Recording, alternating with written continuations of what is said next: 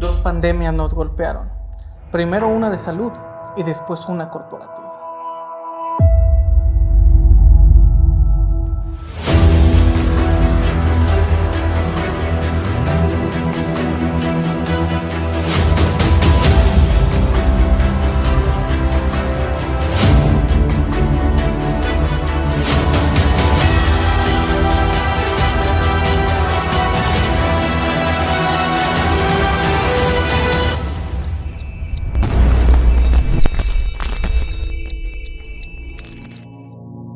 Finales de febrero, inicios de marzo del 2020, estábamos viviendo como corporativo una cuestión de recuperación y de reestructura para poder salir de determinados baches financieros que teníamos, porque estábamos teniendo un éxito importante y una aceptación gigantesca en el mercado, porque estábamos explotando oportunidades gigantescas y porque teníamos clientes envidiables e inigualables.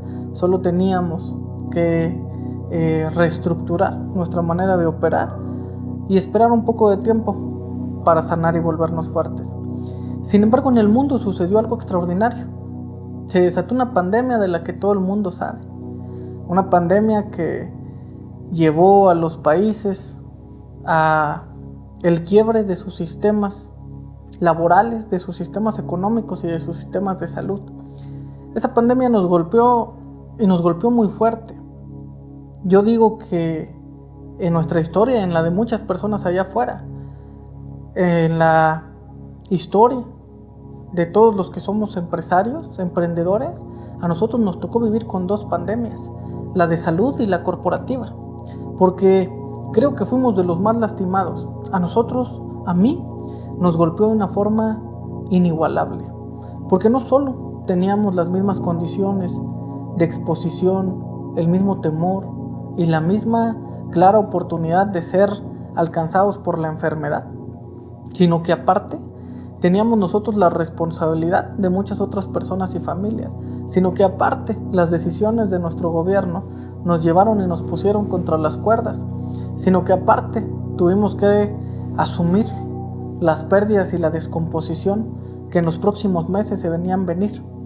Recuerdo perfectamente que cuando supimos de la pandemia, al principio fue, y esto lo cuento desde la visión como empresario, como el presidente de un corporativo de más de 20 empresas, que en ese momento teníamos más de 1,500 empleados, que dábamos servicio a 200 o a 300 clientes en la suma de todas estas empresas, que teníamos una derrama económica de 300 millones de pesos en el año anterior a este y ingresos importantes superiores a los egresos. Lo cuento desde esa visión porque es la visión de muchos allá afuera.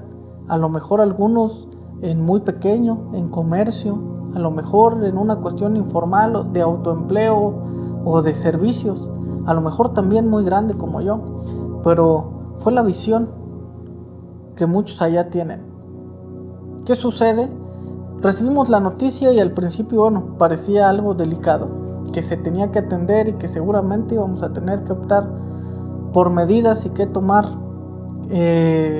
acciones que iban a tener un costo operativo como lo tienen muchas de las necesidades que existen en determinadas regiones y en determinados servicios y negocios. Pero nunca nos esperamos que de un momento a otro se nos ordenara el cierre y el cese de actividades de forma rotunda.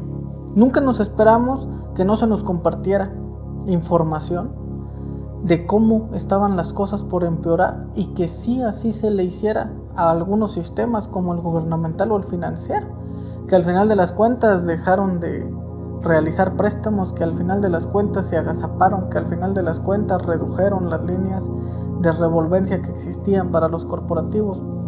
Nunca nos imaginamos que de un momento a otro íbamos a tener que mandar a su casa a descansar a cientos de nuestros trabajadores por cumplir condiciones que cumplían la mayor cantidad de la población hoy en día, por tener sobrepesos, por ser mujeres embarazadas, por tener una enfermedad de determinada circunstancia, por tener una edad avanzada. Vamos, en nuestro caso en particular, éramos la empresa de seguridad más grande de San Luis. Cerca de 700 elementos solo de seguridad. El 80% son adultos de más de 50 años.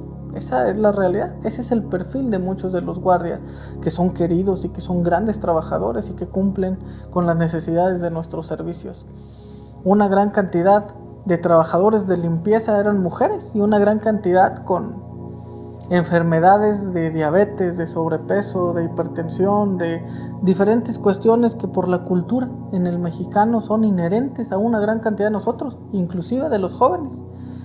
Nosotros nos vimos obligados de repente a tener que enfrentarnos con que se cerraban las instituciones financieras, con que se cerraban las plantas de producción y que estas empresas internacionales eran nuestros clientes, que nos empezaron a llamar, a sentar en una reunión de proveedores y a decirnos: tú que me proveías 100 guardias, ahora solamente necesito 50 porque voy a cerrar.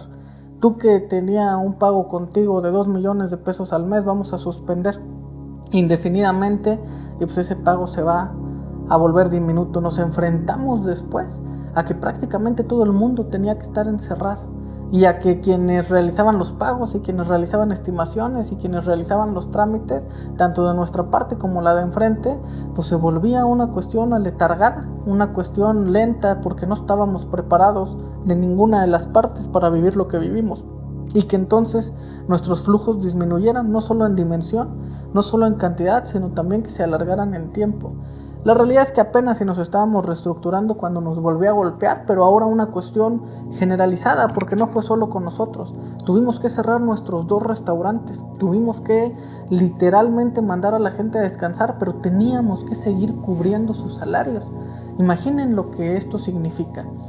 Dejar de recibir millones de pesos en ingresos, pero seguir teniendo que cubrir millones de pesos en ingresos, seguir teniendo que cubrir aparte los impuestos.